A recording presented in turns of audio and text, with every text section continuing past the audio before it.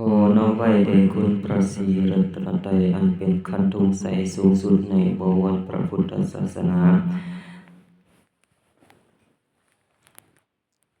เจริญพรคณะสัตยาองค์ตนญาติโยมณลำดับต่อไปนี้อาตมาจะได้มา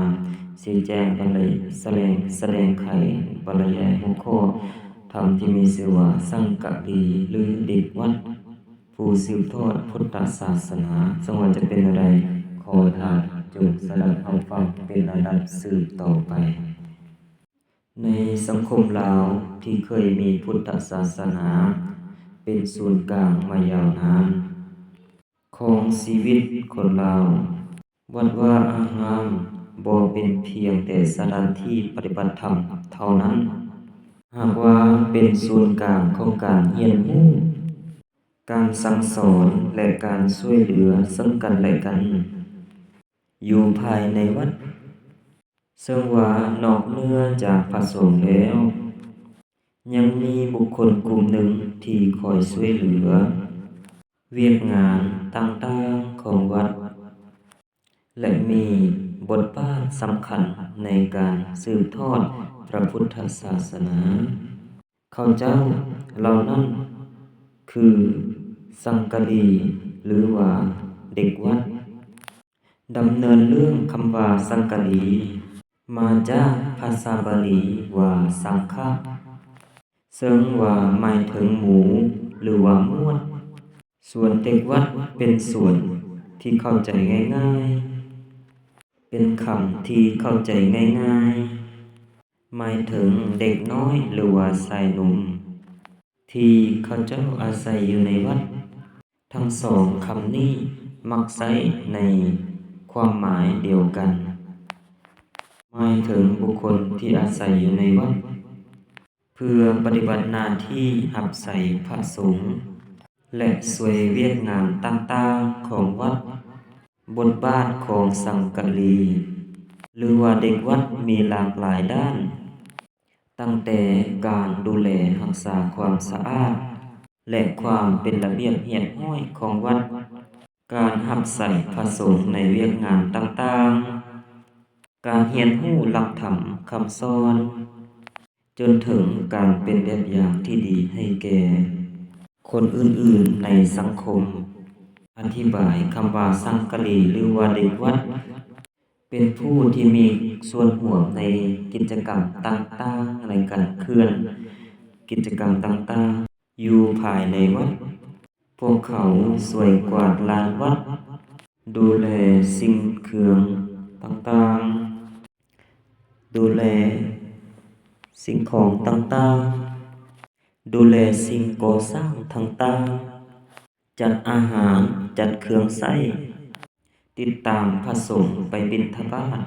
และอื่นๆนอกจากนี้พวกเขา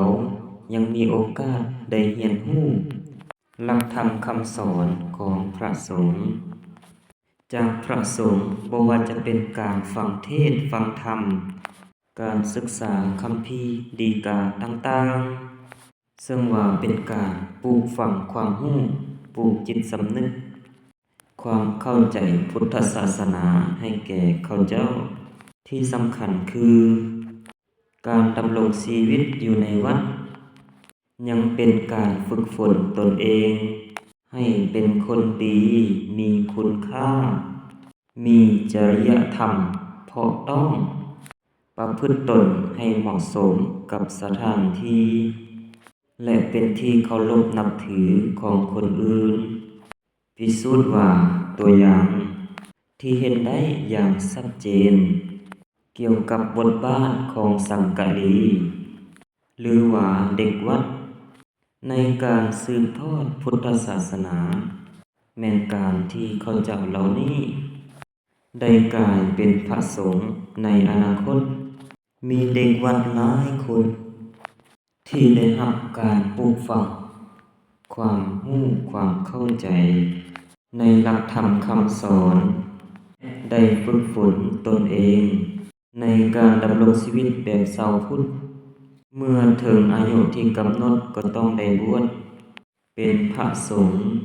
หรือสืบทอดพุทธศาสนาต่อไป Microphone on. นอกจากนี้สังกะรีหรือว่าเด็กวัดที่บ่ได้บวชก็ยังสามารถเป็นกำลังสำคัญในการเผยแผ่พุทธศาสนาในชีวิตประจำวัน โดยการเป็นแบบอย่างที่ดีให้แก่คนอื่นๆ พิจารณาหรือว่าวิจารณ์ถึงอย่างใดก็ตาม ในสภาพต่างๆสังคมที่เปลี่ยนแปลงไป บทบาทของสังกะรีหรือว่าเด็กวัดอาจจะบ่โดดเด่นคือแต่ก่อน เด็กน้อยและชายหนุ่มในยุคปัจจุบันมีทางเลือกในชีวิตหลายขึ้น การเข้ามาอาศัยอยู่ในวัดอาจบ่แม่นทางเลือกอันดับต้น ยิ่งไปกว่านั้น การเปลี่ยนแปลงทางด้านเศรษฐกิจและสังคมก็อาจส่งผลกระทบต่อการดำรงชีวิตของสังกะรีหรือว่าเด็กวัด ดังนั้นการรักษาและส่งเสริมบทบาทของเขาเจ้าเหล่านั้นจึงเป็นสิ่งที่ท้าทาย สรุปแล้วสังกะรีหรือว่าเด็กวัดเป็นบุคคลสำคัญในการสืบทอดพระพุทธศาสนา พวกเขาบ่เพียงแต่ช่วยเหลือในเวียกงานต่างๆของวัดเท่านั้น หากยังเป็นผู้ที่ได้รับการปลูกฝังความรู้ความเข้าใจในหลักธรรมคำสอน และเป็นแบบอย่างที่ดีให้แก่คนอื่น ถึงวงแม้นว่าบทบาทของเขาเจ้าอาจจะบ่ได้โดดเด่นคือแต่ก่อน แต่ว่าการสนับสนุนและการส่งเสริมให้คนรุ่นใหม่หันมาสนใจและเข้าร่วมในกิจกรรมของวัด ก็ยังคงเป็นสิ่งสำคัญเพื่อสืบทอดพระพุทธศาสนาให้คงอยู่คู่สังคมเราตลอดไป ซึ่งนี่ก็คือหัวข้อธรรมที่มีชื่อว่าสังกะรีหรือเด็กวัดผู้สืบทอดพุทธศาสนา